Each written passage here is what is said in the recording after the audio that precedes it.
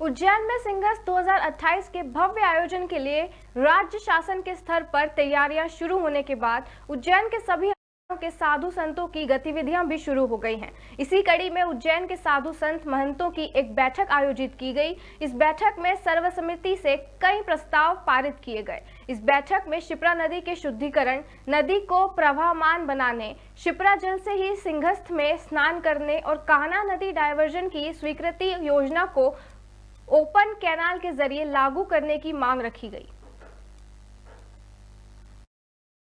आज जो है हनुमान वाटिका में मंगलनाथ मार्ग के ऊपर षड दर्शन साधु समाज की एक बैठक रखी गई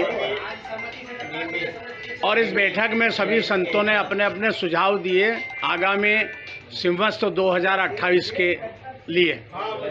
उसमें मुख्य रूप से जो सुझाव थे कि प्रत्येक स्थान महात्माओं ने जो निजी भूमि क्रय की है मेला क्षेत्र में, उनको स्थायी रूप से आश्रम बनाने की परमिशन शासन द्वारा दी जाना चाहिए और अगर कोई मेला क्षेत्र में कॉलोनी विकसित करते हैं तो उसे रोका जाना चाहिए और महात्माओं के लिए ये सुविधा उपलब्ध होना चाहिए।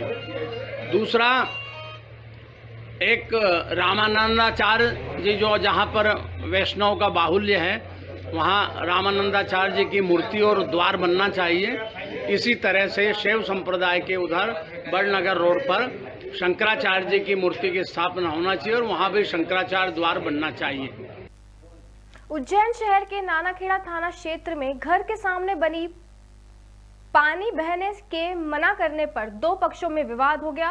दबंगों ने पीड़ित के घर में घुसकर तोड़फोड़ करने के साथ जमकर मारपीट की। इस मारपीट में दो लोग गंभीर रूप से घायल हो गए। वहीं घायलों का तत्काल जिला अस्पताल में भर्ती कराया गया। घटना की जानकारी मिलते ही पुलिस मौके पर पहुंची और मामला दर्ज कर दबंगों की तलाश शुरू की।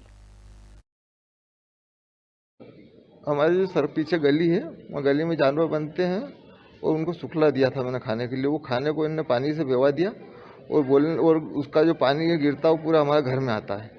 तो हमने उसको बोलने का भाई ऐसा क्यों कर, तू क्या तू पाइप लगा ले इसमें या तो फिर, तो बस उस बात पे उन्होंने गाली देना शुरू करी। तो मैं सरपंच को बुलाने गया। जब सरपंच को बुलाने गया तो सरपंच भी बोले मेरा सर दर्द कर दिया, मैं अभी आ नहीं सकता, सुबह बात करूँगा। जब फिर मैं वहाँ से वापस सरपंच के पास से आया तो और फिर हमारी बालिका ने छोटी, तो उसने जब ये गाली दे रहा था दारू पिए हुए में थे, और तो गाली देने के बाद हमारी बालिका ने 100 नंबर को फ़ोन लगा बुलाया।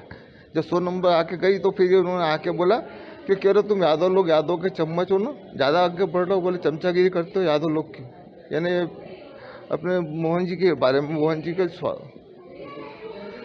ये कटा लेना वो कटा लेना करके। और फिर पुलिस वाले चले गए और फिर बाद में इन्होंने, हम घर में रोटी खा रहे थे, रोटी खाते में बाहर से पत्थर मारना शुरू करे। जब पत्थर मारना शुरू कर दरवाज़ा खोला मैंने क्या वो पत्थर में तो देखे तो इन्होंने फाड़ खींचा और एक बूढ़ी तलवार थी इसके पास, वो एक के हाथ में सरिया था, वो औरतें रोड पर खड़ी थी पत्थर। बस उस बीच मैंने वो पीछे सरिया मारा तो सरिया मैंने हाथ में पकड़ा।